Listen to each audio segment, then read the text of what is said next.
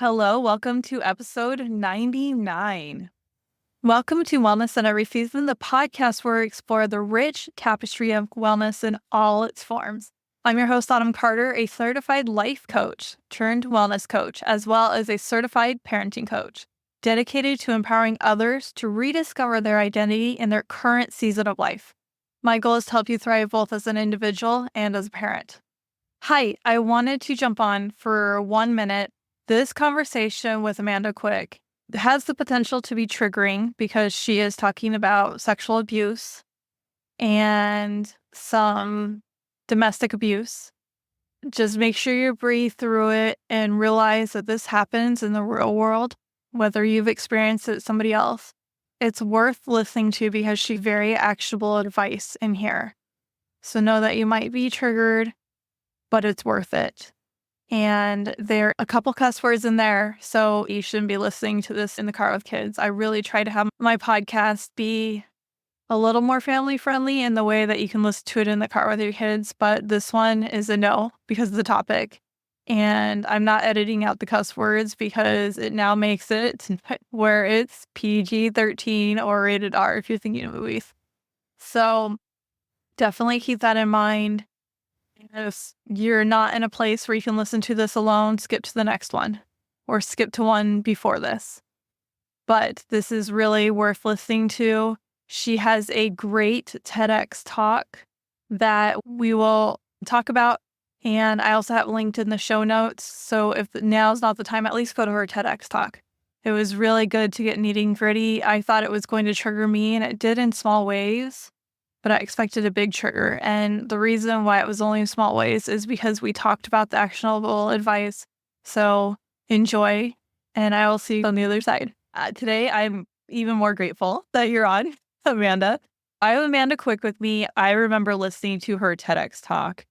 It's on the power of story. Am I saying it right? The healing power of storytelling. Thank you for correcting me. It was amazing. So when I came into her world, I was very excited, and I was on her podcast. And when we were having our pre-podcast interview together, it's like, I really want you on mine. So here's where it's reciprocated. Now she's on mine. Let me introduce her further because she is amazing. She is an international best-selling author, TEDx speaker, like I already said, and trauma advocate. Her mission is to empower moms to heal their lives through the transformative power of storytelling. And the more I'm digging into the outline that I sent her that she filled out, the more excited I am. She has quite the story to tell. So buckle up. This will probably be a little bit longer than normal. And I'm really grateful scheduling wise that I have that extra buffer after, because you're going to want to listen to all this. It is an amazing story. There's a lot of layers here. So let's just dive into it. So tell me about the trauma advocate part and your journey, and I'll shut up and let you do most of the speaking. Well, thank you. Welcome. I am very happy to be here as well. My story began before I knew really any about any of these things. I wasn't in personal development. I wasn't deeply embedded in anything. I was just a mom. I was a stay-at-home mom. I had 3 kids. They were young. They were babies. So I was fully in the toddler preschooler period. My youngest was just over 1, and my other 2 were 4 and almost 6. And so as every mom, I was earful on in it. That was my life, was being a mom. And my husband at the time worked long hours, but most of the time I was just grateful that we were financially provided for. Yes, I wanted to spend more time together, but this was the season of life. And he traveled some for work and was gone a lot, but my focus was the kids. His focus was his job. All was well, or so I hoped. And then one night he doesn't come home. And like I said, he worked a lot and he didn't always respond. And at first I didn't think much of it. And I went to bed. And then I couldn't find him at 2 o'clock in the morning. And I couldn't find him at 5 o'clock in the morning. He wasn't home. I'd been waking to feed the baby, essentially. And at this point, I'm like, he's never done this before. This is crazy. And I call the hospitals. I can't exactly hop in the car. I got 3 sleeping children in the house. And eventually I call non-emergency dispatch at 5 o'clock in the morning. And I'm like, it's not been 24 hours. I don't think I can report him missing, but I don't know what else to do. And they say, well, go to the jail, see if he's there, and call us back if he's not. We'll help. Okay, I'll call you right back. Turns out the jail had him. The arrest was for attempted human trafficking with a $250,000 bond. I about dropped the phone. What? Like, nuts? Is there a mistake? Is he actually dead and bitch? Like, that's where my brain went. This was so far outside of the realm of possibility in my mind that I didn't believe it. And yet at the same time, I got to figure this out. I got to help. My instinct was to protect my family. My instinct was to support my husband because this was not him. So there's something wrong and it's my role to help and step in. I did not think there was any possibility that he was a dangerous person. So fast forward, I did bail him out. We thankfully had access to some investment funds through his job. And so I was able to do so. When he got out of jail, I then was able to say, like, what the hell happened? Because, clearly it was actually him, it wasn't a mistake. And his story was that he had been soliciting adults his entire adult life. And that when they offered children, he thought it wasn't real, but he had to make sure so he could report it. And I did not even have an emotional response. I was in such a state of shock that I'm like trying to gather this data that he's admitting to cheating on me our entire marriage, but he's so nonchalant about it. He's so just like, oh, that's been going on since forever. Like, whatever. The point is they're upset with me because I didn't do it and I didn't do anything wrong. He's playing the victim in this situation. And I'm trying to hold it together. If he's telling the truth, then obviously, yeah, okay, we'll deal with that later. We have to get through this first thing. What I didn't understand at the time is how much I had been shut down our entire marriage and how much I didn't even have my own sense of self at that point in time. I didn't understand how I'd actually been, in a lot of ways, manipulated and gaslit the entire time. So I just believe him because that's the only thing I know to do. That's the operating procedure I have, is that he wouldn't be lying to me. He's admitting to these horrible things, so clearly he's telling the truth, right? And I tried desperately to believe this version of events because this is the only thing that's going to get me through this whole proceeding and everything else going on. And so I choose to believe him. I choose to support him through the criminal proceedings. I choose to advocate for supervised visitation with the kids because my kids are now asking where daddy is. Then there's articles in the paper like this is full on, everybody knows. And I'm isolating. I'm deeply isolating because I'm very ashamed. I feel like somebody painted a red A on my door because my name is in the paper and all of these things are going on and I'm terrified. And the only person who feels safe to talk to feel safe to unpack this with, is actually my husband. And this is a part I held a lot of shame around for a very long time. And it prevented me from speaking out for such a long time. But I think it's a really important part of the trauma experience to talk about is I actually developed a trauma bond with him. And even though he's the one who caused this, he was the only safe person who understood what was happening. He was the only person I could go to. And when I had already been so isolated, he was everything to me at that point in time. And keeping our family unit together was the most important thing I could even conceptualize at the time. We actually almost went through another honeymoon period because he wasn't allowed to be around the kids. And so that's meant he wasn't allowed to be around me unless I left them somewhere. So it was like almost forbidden thing. And so not only was I isolated from everybody else, but all I wanted was to deepen my connection. And he was love bombing the crap out of me. And so all of a sudden, this was the relationship that I always wanted because he was showing up. He'd lost his job. So we were his only focus. And I had this idea that, okay, this was going to reignite us or something. This was the family I wanted. My kids need their dad. So everybody's going to get better. And people overcome infidelity all the time, right? These are the stories I'm telling myself because he's telling me. And the trauma bond became so deep that he was on the phone with me like almost 24/7. Like he would just be in the background. And so that meant that my thoughts were not my own. Because every thought I would have, he was right there to respond and to be there. And he would hear the kid. I felt like I was trying to include him and with the kids in the background and all these things. But really, he was trying to make sure that there was no way that I could break free. Because if I had a feeling or emotion, he would show up with flowers and apologies and love notes and all the things. I wasn't even allowed to actually process the feelings. It was, no, I'm different now and it's going to be better now. The next thing that happens is he gets offered a plea deal. Now, most people are pretty shocked that somebody who shows up with intent to purchase children would get offered a plea deal, but the vast majority of these cases, in the United States at least, get pled out. And so he was offered a plea deal, no jail time. And so, of course, he's like, I have to take it. Except in his story that he tells me, he actually claims there's evidence to prove that he's innocent because he, searched to try to report these things. And he had like all of this email ready to send and all these like supposed things that were going to show that he had a different intent. But according to him, the lawyers were like, there's no way that's going to work. There's more here. And yet I don't see that, the family doesn't see the case file. Like, I don't get any of the information that the police have because they're trying to protect their case. All I have is what he's telling me. And so he's like, I can't risk it. Like, they're saying they don't have to go to jail. I have to go through this treatment program. I'm going to be on the sex offender registry. But in a lot of ways, he gets off like scot-free by just pleading guilty. So he pleads guilty in January of 2017 to attempted solicitation of a minor. So it's a lesser felony, still a felony. And I'm like, okay, we got through this. Now we got to put our life back together. That's what I'm doing in my mind. He's going to figure out how to get income again because he lost his job. Maybe we'll go to counseling. Maybe we'll try to figure out how to process. Like, now we can deal with the things, is what I'm thinking. I start to realize that his mental health is deteriorating. And I didn't understand going on. Generally, when somebody gets exposed in that way, it actually takes them off the deep end even further. And he couldn't focus. He couldn't do anything. All he could do was like basic housework. And I realized like I can't depend on this man for financial stability anymore. He's not capable.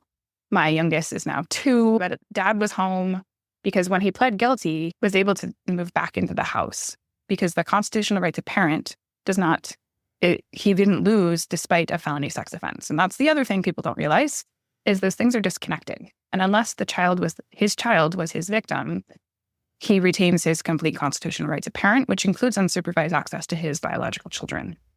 So within sex offender probation, he wasn't allowed to be around other children. He wasn't allowed to go to schools. Like, all of those restrictions were true, but his own children were an exception, which, again, trauma bond world, I'm grateful for. Like, we're going to heal as a family. So he moves back into the house. I go to work because I realize I have to. It's going to take me some time to ever make enough to actually support all of us. But I've been 6 years unemployed. Like, I got to start somewhere.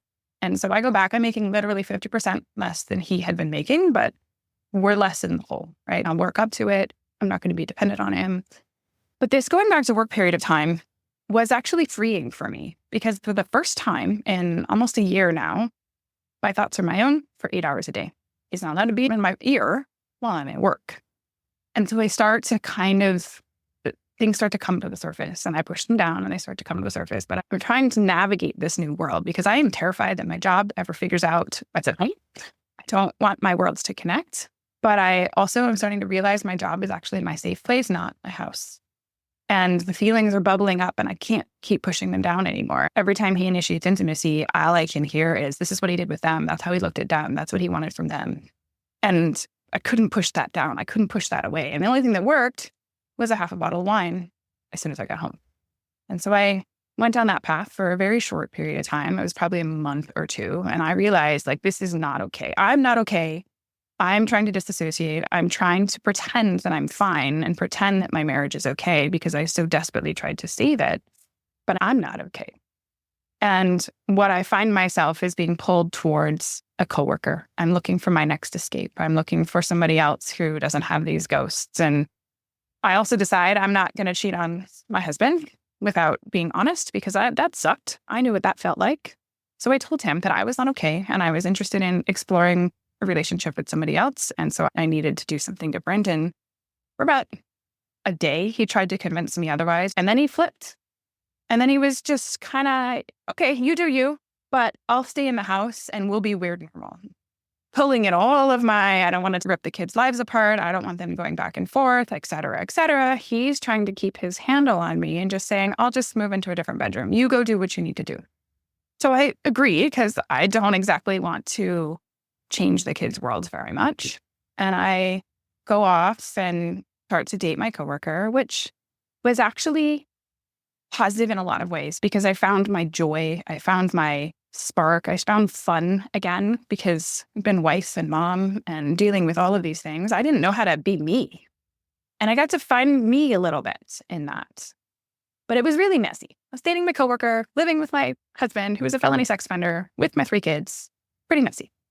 And then I got promoted at work I broke up with him and I was like, I got to deal with my marriage. I got to deal with my life. I got to figure this out. My husband thinks we're going to get back together. That happening. And then he files for divorce because he thinks he's going to scare me into coming back. He thinks that I'm going to freak out about impacting the kids and I'm going to come back to him. Except I'm just angry. I'm seeing red because he's now also trying to remove me from the house.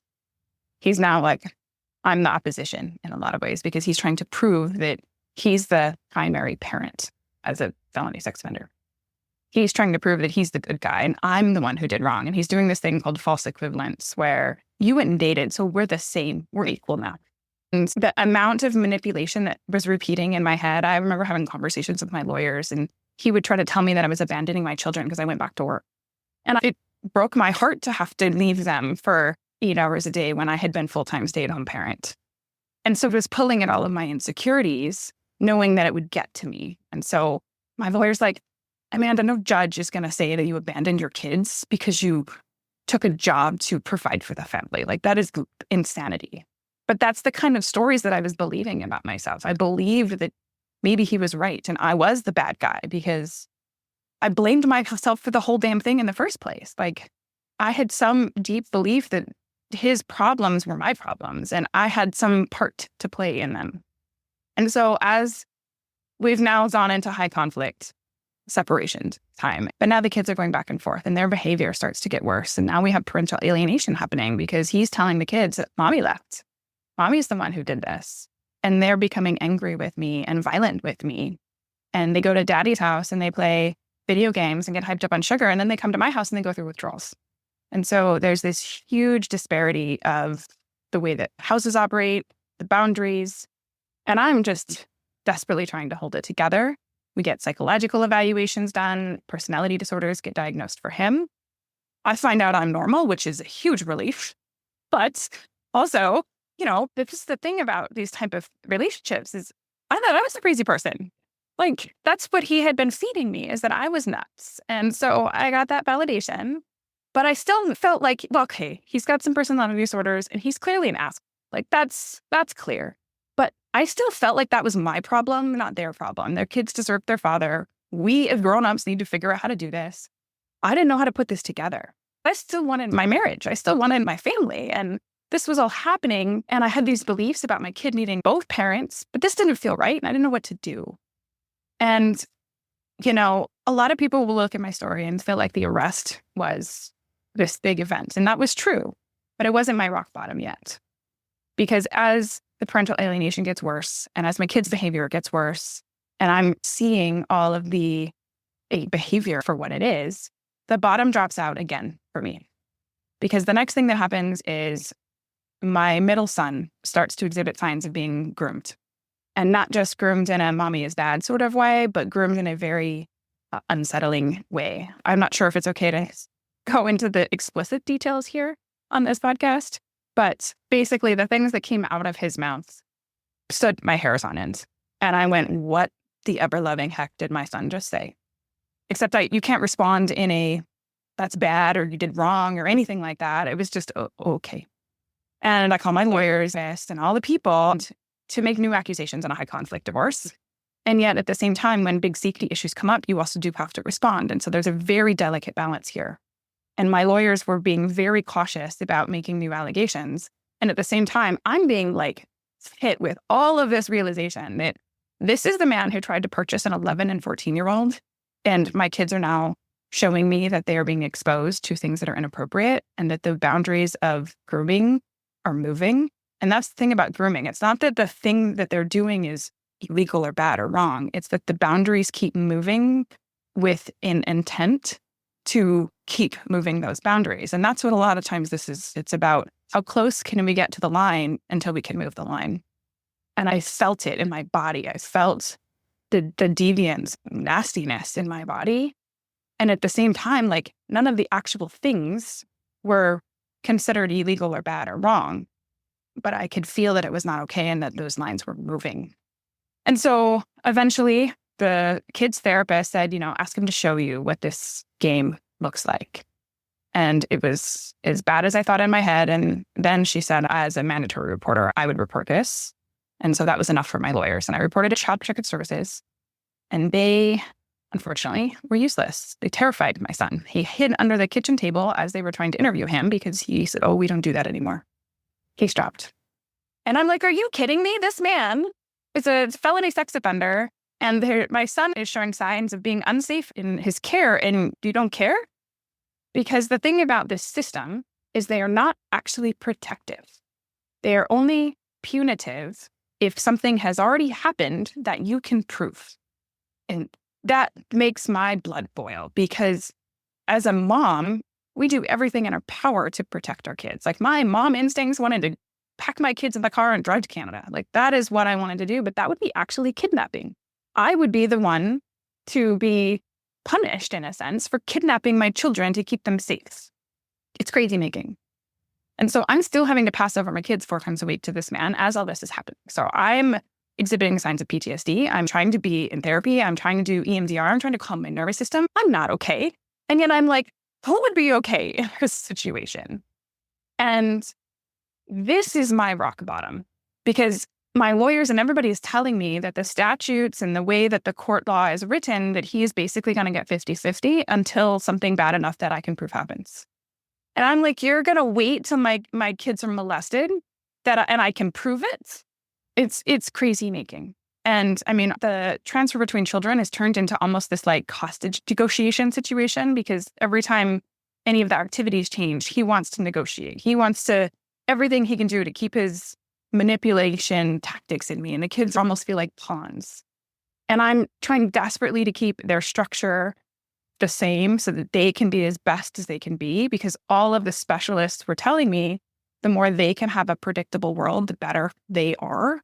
And the more that gets changed around, the more challenging it is. And, there's all kinds of symptoms that were coming out, especially in my middle son.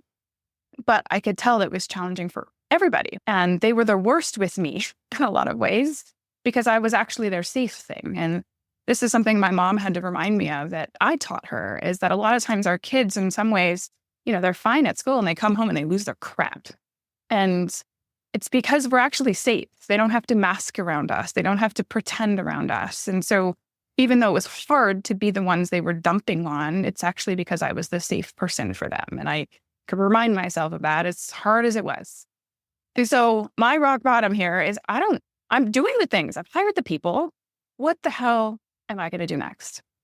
And it was actually my counselor, my mental health therapist that I'm going to see on a regular basis for everything going on, who stops me as I'm leaving her room. And she says, Amanda, have you ever thought about seeing a psychic? It's like, what? Like a fortune teller? Are you crazy? That's where my mind went. Huh? No? Do you know a real one? Because I don't know that I believe that's a thing. And she says, no, I do. And I'm like, screw it. I'll try. Because what else am I going to do? The lawyers aren't doing anything. And so I go see this lady, and there's crystals and deities and all these things. And I'm like, okay, I'm going to keep an open mind, because clearly there's something here. And she starts telling me about her gifts and the way that she sees angels and all of these things. She starts telling me about this past life of mine where it was 500 years ago. And, he was a drunk and violent, but things were okay until the kids came. And then she starts telling me about how I'm trying to protect, the kids from him, and how I can't leave because all these reasons. It's like she's in my head. Like, she's repeating all of the stories about why I couldn't separate, and all of the stories about why the kids needed all these things. And I'm like, okay, I'm listening. And then she tells me in that life, what ended up happening is he beat me to death in front of the kids, and my whole body has this reaction. And she says, that fear that you're feeling right now, that's the fear you have to get a hold of, because he hadn't laid a hand on me in this life. He was just very manipulative, and I was terrified of him. He was stalking me. He would walk up and down the street in front of my house, and I'm absolutely terrified of what might happen. Even though there was no example of what that would be, my body was afraid. You have to get a hold of that fear. You have to realize this isn't back then. You can own property. You can do all these things. None of those stories are even true anymore. I said, okay, well, I've been doing those things.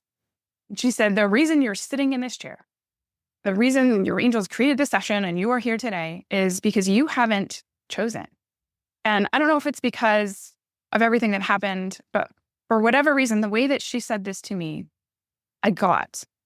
And she said, you haven't chosen to be done with him in this lifetime or any other. And that was the first time that I really saw myself clearly, because I realized she wasn't wrong. I wanted my marriage back. I wanted my relationship. I wanted my family. I didn't want any of this. I still wanted to believe there was some other explanation, or that my instincts were wrong. Like, that's what I wanted to believe.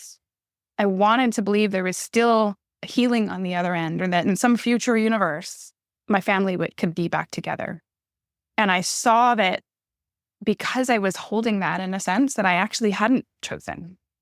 I was doing all the things. I was hiring all the people, but I hadn't in myself said, I'm done. And I said, okay, I'm done. And she says, you got to say it like you mean it. And so I stood up and I'm fucking done. I'm done. She says, okay, I can help you now. And she started explaining to me that everybody knows somebody, and there's so many, both in real life and on the other side, energies that are trying to help me. But until I chose that, they couldn't actually do anything. And I had to stop hiding. I had to stop not wanting people to know what was happening, because I needed to ask for help in more places. And I needed to follow more of these paths. And she believed he had access to pornography, and that would open his case, because that would be against probation if I could prove it. But that I had to just keep going down this path and fully embodying this. I'm done with him in this lifetime and all lifetimes. And I left that session and I felt like a completely different person in that moment. Everything that I had believed and known to be true had been changed, because any part of me that was still holding on to this, well, maybe I'm wrong, or maybe things are different, was gone. I swear to God that 6 weeks is the only time I had to, at that point, until my final divorce hearing. And everything changed in that 6 weeks. The same day I left, a coworker said, I know somebody. I got Homeland Security back involved. I got the arresting officer's contact information. The district attorney unsealed the case file for me, because it remains sealed with identifying information, but they can redact it and release it to the public. It is technically public record. And so for the first time in 4 years, I actually got the details of what happened. And I just started getting evidence after evidence after evidence. I started recording the conversations with my kids, which led to new disclosures. I read them books about keeping private parts private, which led to new disclosures. I had all of this evidence stacking up. And we tried to file motions to remove access, and they didn't go anywhere. And I had to come back to myself. And instead of saying, oh, it's not meant to be, no, I need more evidence. This is supporting what I'm creating. This is for me. I just have to keep going. I have to believe that this is all happening so that we actually can come out this on the other side the way we need to. I called everybody who popped into my head, and I would say, who do you know? And everything anybody thought to do, I did. I emailed probation. I went up the ladder. I went everywhere. And the vast majority didn't go anywhere. But the ones that did were the things that changed the outcome of my case. And I went to court 6 weeks after that appointment with a 3-inch binder full of things. And he had like a couple pieces of paper. We had gotten a new evaluation done. We had new personality disorders diagnosed. Like, there was so much evidence to show that things were going down a very, very dangerous path. And that his personality disorders, his addictive behaviors, in a sense, would almost mean that he didn't even know what he was doing. And yet what he was doing was very, very unsafe. And so we went to court, and I faced him for the first time. It was such a very different energy. I told my truths, and I told the judge what was coming through the kids, the reason that I was there and the reason I believed what I believed. I came across as a protective parent, not one who was trying to alienate, but very much concerned, and only now learning a lot of these things. The judge was appalled by some of his behaviors and ordered him immediately to not sleep with the children anymore, and removed overnights very quickly. And the final order came through in very early March 3rd of 2020. The final order gave him one last chance, which people are also shocked about. But again, we've got to deal with the court statutes here. One last chance to do things, to receive new therapists, to have new disclosures, protections in place, so that we can make sure that the kids are safe. If he does these things, he can have some time with them. If he doesn't do these things, the outcome will only be supervised visitation, which is what we were advocating for. She's leaving the choice essentially to him. And at the moment, I'm relieved because overnights are removed. There's some things in place. But I also know that he's incapable, not just unwilling. And that if it were me and somebody says, these are the things you need to do to your kids, I would have done them the first day. And so I breathed a sigh of relief, and I knew that we had another 6 weeks to kind of go through. And obviously, we all know what happened in the mid-March of 2020, and nobody was expecting that. And so the world changed, and they were not quarantined with him. And I don't know if it probably helped or hurt, but he didn't do anything on that list. And so in April of 2020, he actually canceled his last visit with them, and he did not ever file a certificate of compliance to say he did the things. And he never once set up supervised visitation. The last phone call he made was on April of 2020, and that was the last time we heard from him. And so that's my big story. And when I talk about trauma, that's what I'm talking about, is the experiences that I went through that impacted me physically, emotionally, mentally, and spiritually. And that went through my kids and how that impacted all of us. And my journey since then has been to seek and understand trauma on all of those levels and how we overcome and process. Okay, let's unpack this. So everybody who has, I'm going to have to put a disclaimer at the beginning of this for cussing. My apologies. Honestly, I've been thinking about this lately, like with movie rating, sometimes the cuss word needs to be in there, or that thing needs to be in there because the content is for older audience to begin with, but it needs to be placed there. So, but there are people who are going to be triggered by this, and I expected to be triggered by this, which part of me is, but it's like a little trigger. But I felt so much healing, and I felt so like, this is why my mom did this. This is why she turned to alcohol more and pot more. Okay. But also she allowed men in, so it wasn't helpful because I needed the safe space, but I didn't have it. And with the grooming, it's like, okay, now I realize why I chose to live with my dad, because that the known felt safer than all the unknown that she was bringing in. I'm going to have to do some inner child work later. Okay. Got that. Let's unpack this more. So for all of you that feel like you don't have the time, just listen for the next couple minutes and come back to this because we need to unpack this. We don't want to leave you there. Let's start with how much of this, there can be a lot of shame. We can go Brene Brown here and how much she, in sharing her shame, was releasing it. That is the thing. It's that whole cloak thing, right? Once you release it, it kind of goes away. Last night we did an escape room where we had to find this witch. And it kind of reminds me of that. Just think of the Halloween movies. As soon as you are releasing that cloak, it's just poof, gone. But let's go into human nature for a second here and just how much she was following human nature. And what she was needing to do was feel safe and secure. And she was grappling at any piece that she could for that. And there are so many people that I've worked with that have been here, whether I've worked with them professionally or in a friendship way, the narcissism and the personality disorder and stuff like that. But because I have experience with that, thank you, family.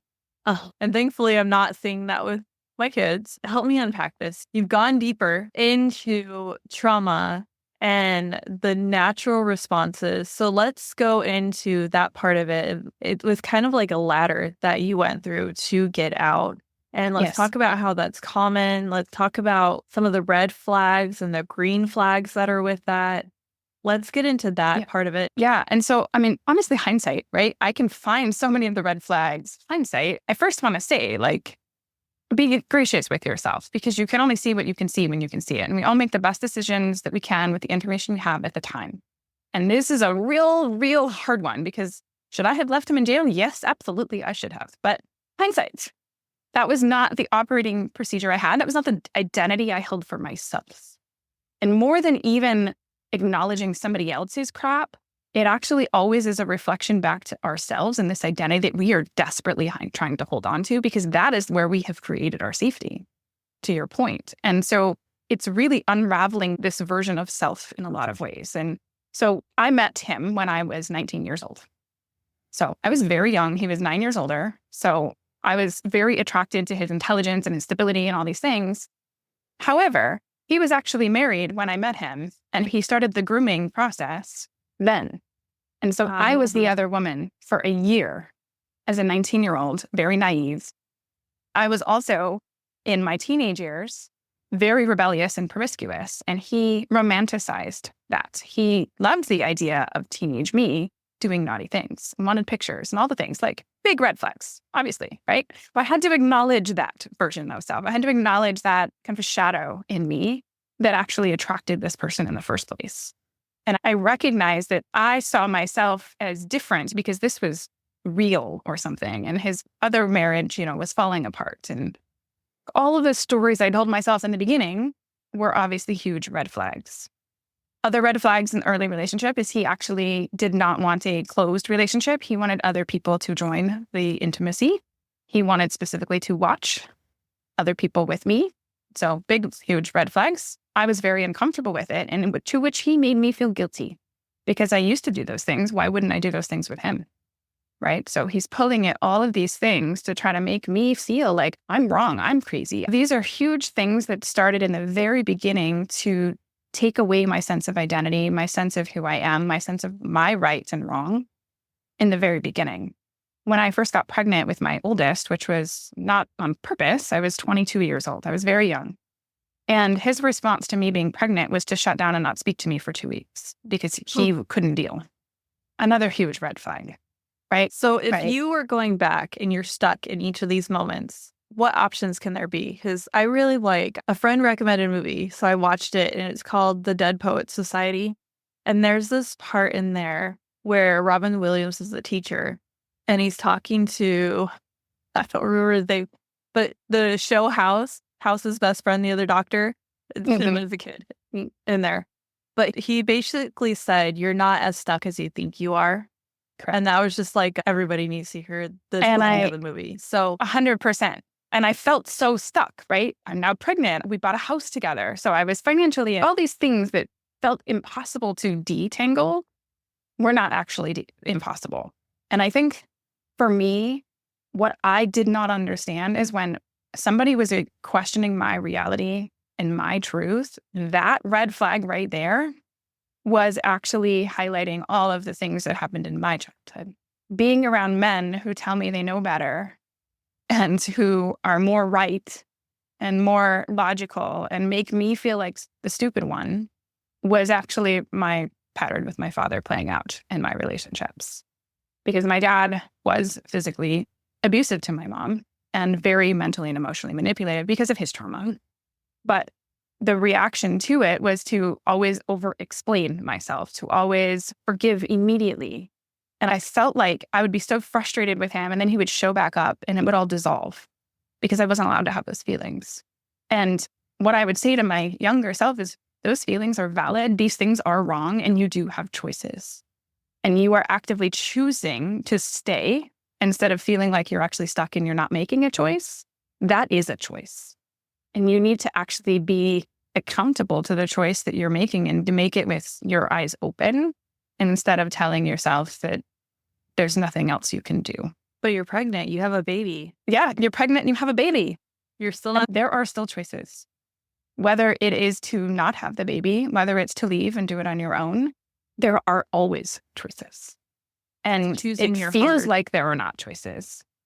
Absolutely. You feel so stuck. The little voice inside of you needs to get louder. And if you shut it off, the external circumstances are going to make it louder eventually. But if you can listen to it, that little voice can also help you find where actually is safe, because everything around you doesn't feel safe right now. And all you're trying to do is hold on to what you think is safe because it's known. But you actually have, especially as a new mom, I feel like our intuition gets activated in a different way when we become pregnant, and we can use it. And so when you think about your child, instead of thinking about, I don't have a choice because, what are you modeling for this new child? What relationship are you showing them is normal? What environment do you actually want them to be in? Really think about it from that perspective and what you would tell your child. That's what you need to tell yourself. That's what I say about self-care. But I love having it in a different way. I really love where you said that the external circumstances will bring it out if you are turning off that voice eventually. That's huge. So it's really realizing that. I know it used to be, at least, very much in, I don't want to call it religions actually, because there's several religions that will do that. Very much the old way of thinking is that you have to get married if you're pregnant, or you have to stay because there's a baby, or, those types of things. I have a friend, and it did not turn out well doing this. She said that she was raped and that she was pregnant, and they're like, well, you have to marry him. You need to marry somebody that violated you and now have your child have a relationship with the person who violated you. And what are you exposing that child to? Exactly. And, oh, it's not that bad, or he's not that bad, right? That's all the ways we gaslight ourselves to keep that voice quiet so that we don't have to actually face it. And we don't have to face the part of ourselves that is terrified because of all of the reasons as a child we were terrified. He's not that bad. Excuse you? Yep. Were you the one there with the closed door? No, you weren't. Then shut up. Right. Okay, so we talked about that, and we talked about you just trying to get that steady ground again. I'm thinking earthquake here. Steady ground. Mm-hmm. And wow, that you didn't have access to actually know what was happening. And we look in the news and we see these people, or, Hollywood, or however you want to think of it, these people who are saying, no, that couldn't have happened, those family members, where it's like, it's super obvious. How are you? But we have this safety threat. And once we get there, we end up in denial because it's like, we can't. Nothing else is competing. It's called cognitive dissonance. Yeah, it's called cognitive dissonance. It's essentially where your world, the bubble of reality that you were living in, is comprised of identities and understandings. And when something happens that is so far outside of your bubble of understanding of possibilities, it's basically like if an alien spaceship landed in the Earth, the people who don't believe in aliens would think it was a hoax because it is too far outside of their understanding of how the world works. And so it's not real, right? Fake news or whatever. That's how it feels in our systems when something so far outside of what we know to be true, it's just not possible. And so we continue to hold on because that reality, that's the last time we felt safe and understood our world. That identity of who we are there is so important to hold on to when this is all happening, that we almost deepen this. No, I know this is true and I believe it and I'm putting my stake in the sand. And that's where the trauma bonds get developed, because we're both trying to hold on. He was trying to hold on to this identity that he was a good guy and a good father. And I'm trying to hold on to, I would have only chosen a good guy and a good father. And so we're both holding on to this while all this stuff is happening and refused to look at it. And it is actually very natural and normal to be in that position. And I think we have to give ourselves some grace there, because I beat myself up for a very long time. How did I not know? How did I not see it? And yes, it's true. There were some parts of me that felt little things along the way. But the worst thing I thought ever would have happened is maybe he would have cheated on me, maybe. But that didn't make sense because of the stories he told me. He told me I was the fourth person he had ever been with, and I was wife number 3. Well, I was only the fourth person that he didn't pay. And I know that. It was not even in my realm of possibilities. So he's being truthful in his head. That's the thing about whether you call them narcissists or, people that have this pattern of manipulation, they believe they're bullshit. They believe the stories they're telling you. And so they feel true. So what is your advice for people who are that disconnected from themselves?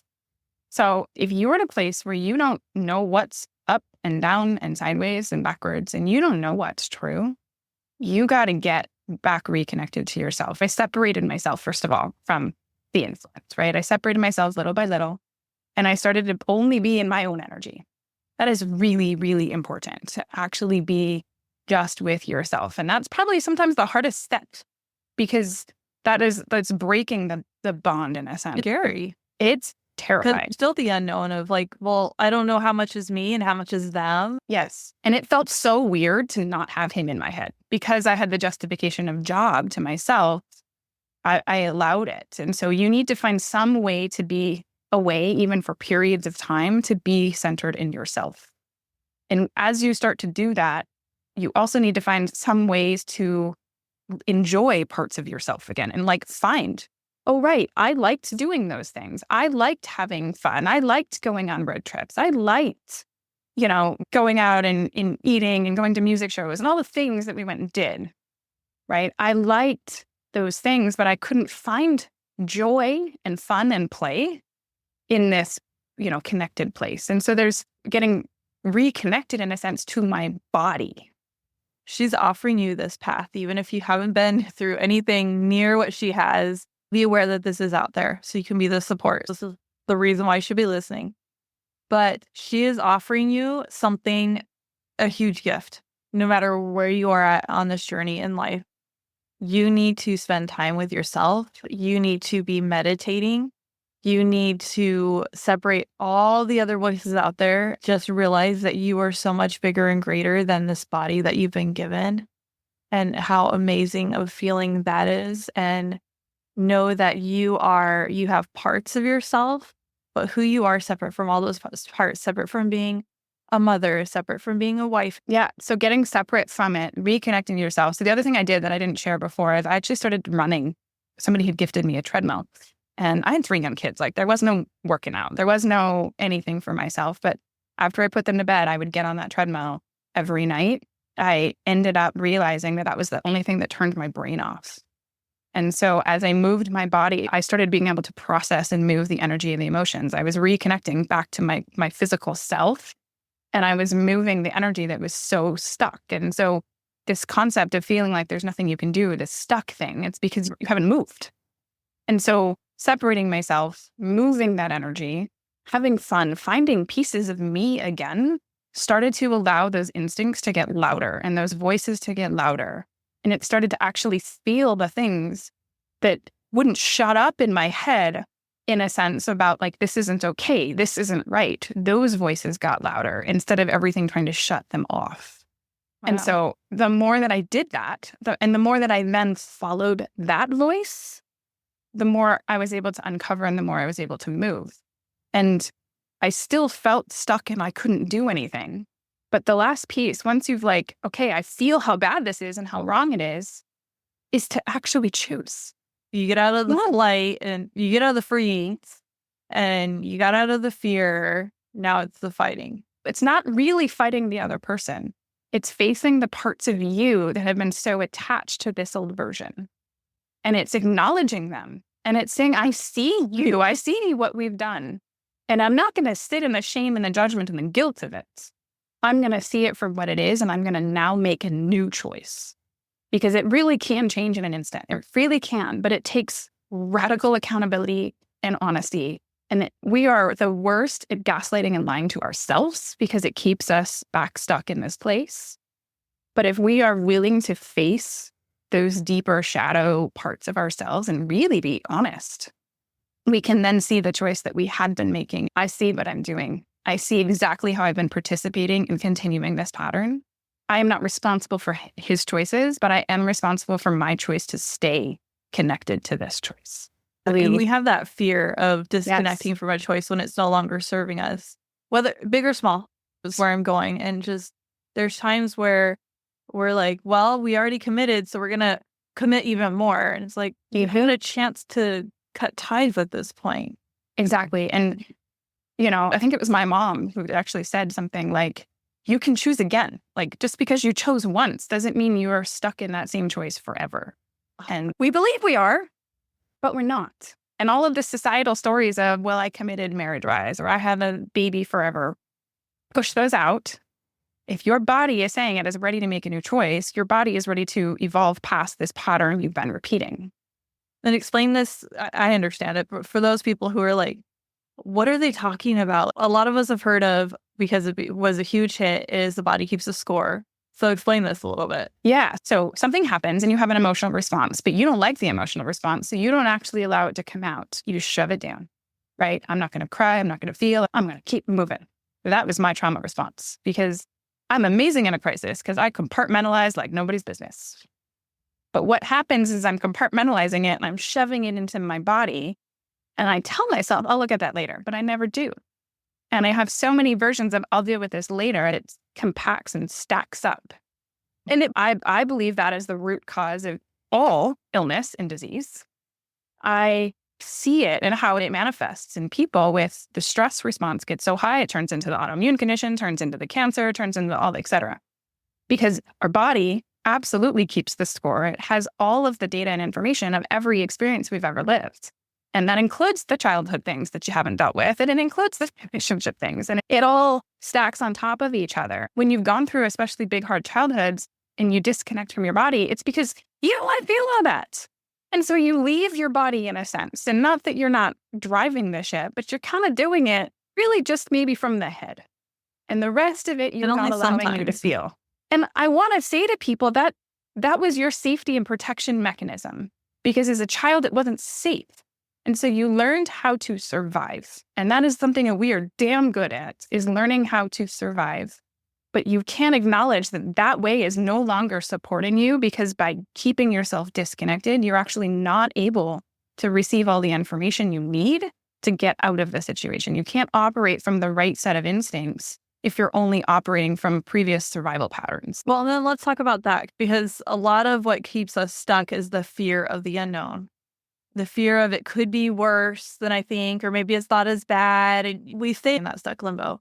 So when you had the records unsealed and you were able to just, all of the things happened, right?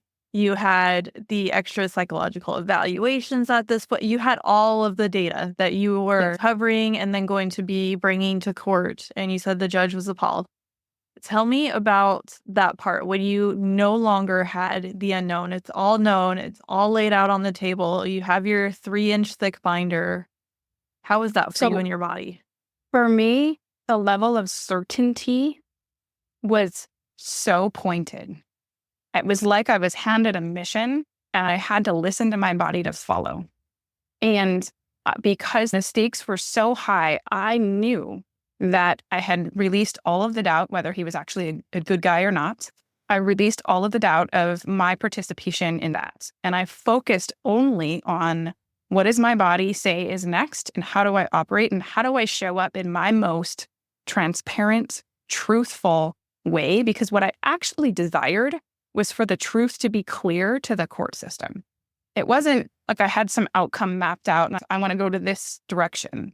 But what I was holding was, I want the truth to be so obvious that what I am creating is safety and security for myself and my kids. But I had to do that internally. I had to be that transparent and honest in order for my external reality to hold that, because everything is a reflection. And so when I'm sitting in doubt and uncertainty, my external reality is doubt and uncertainty. But when I got hyper clear about what was true and what was not, and I got hyper clear about it's time for me to be radically honest, it's time for me to be radically accountable, everything in my external reality started to reflect that. Yes, there was nerves, and so there was the continuing the self-care, and I got to the point where I was running 3 miles a day, and I did so for years because I needed that level of movement. And so I continued all of the things to keep myself as clear and as moving as possible. And I held true to this deep knowing that I was the person to get us out if I could listen to me. And it wasn't the lawyers to save me. It wasn't the evaluators to save me. And even after my court case ended, my lawyer was like, you did this. You need to actually acknowledge that you did this. You created this outcome, because they didn't, they did their part. Yes. But instead of saying, help me, I don't know what to do, lawyers fix this, I said, this is what we're doing. Are you coming along? And I took back control of the ship in a sense. And in my TED Talk, my last line is, who's holding the pen? That's the name of the TED Talk again. The healing power of storytelling. And it's taking back the pen of your life and acknowledging the power you have to write your own story. That was my favorite line in your talk, by the way. So I'm glad that we connected. This is basically, you want to work with her. She helps with trauma. So it's amandaquickhealing.com, and it's quick with Q. Yes, Quick. Yep. Where else are you on social media? I didn't see you filled that out. You can find me on pretty much all the platforms. My goal is to help people feel safe in their lived experiences and in their stories and in their bodies, so that they too can use their story if that's something that they're called to do. Thank you. This was amazing. Is there any last thing that you feel needs to tie this together? Trust your damn self. That is really the root of all of it. This was amazing. AmandaQuickHealing.com. Thank you so much for this conversation. And if you don't feel like you're ready quite yet, listen to our TEDx talk. It's amazing. And stay in her world, because you never know when you're going to need to share her with somebody or you're going to need it for yourself. Definitely re-listen to this if you ever feel yourself judging somebody who is stuck in a situation that is awful, because she has given you the reasons why. And these are her story. Like, the framework of it is not unique, but the way that she stays stuck and her way out, people are doing this every day. You have a chance to. All right. We love you guys, and we both have to run. So thank you for being here, and bye. Thank you for joining me on Wellness in Every Season. Remember to take time to relax, heal, and be present. Next week, we will be talking about discovering your calling, your life purpose. I'm very excited for this one. Thanks for tuning into this week's episode. I am your host, Autumn Carter, a certified life and parenting coach, dedicated to empowering individuals to rediscover their identity, find balance amidst chaos, strengthen relationships, and pursue their dreams. My goal is to help people thrive in every aspect of their lives. I hope today's discussion inspired you and offered valuable insights. Stay engaged with our wellness community by signing up for my newsletter at wellnessineveryseason.com/free-resources. When you join, you'll have the option to receive a 5-day guide called Awaken and Unwind. 5 days to mastering your mornings and evenings, along with free guides, special offers on my programs, practical tips, personal stories, and much more by signing up for the offer on the page. Don't miss out on these valuable resources designed to help you thrive in every area of wellness, as well as parenting. Join today and start your journey to wellness in every season. Your shares, subscriptions, and reviews help us reach more people seeking empowerment. So please spread the word about our podcast. Thank you for being a part of our podcast community. I look forward to continuing our conversation, sharing stories, and exploring wellness in all its aspects. Take care until our next episode. You can also work with me one-on-one or on demand through one of my programs by visiting wellnessineveryseason.com/programs. And one last thing to cover the show legally, I am a certified parenting and life coach, giving general advice for the general public. So think of this more like a self-help book. This podcast is for educational and entertainment purposes only. I am not a licensed therapist, so this podcast shouldn't be taken as a replacement for professional guidance from a doctor or therapist. If you want personal one-on-one coaching from a certified life coach and parenting coach, go to my website, wellnessineveryseason.com. That's where you get personalized coaching from me for you. I'll see you in next week's episode. Bye. One last thing to cover this show legally. I am a certified life coach giving general advice. So think of this more like a self-help book. This podcast is for educational and entertainment purposes only. I am not a licensed therapist, so this podcast shouldn't be taken as a replacement for professional guidance from a doctor, therapist, or any other qualified expert. If you want personal one-on-one coaching from a certified coach, go to my website at wellnessineveryseason.com. That's where you can get personalized coaching from me. See you in next week's episode.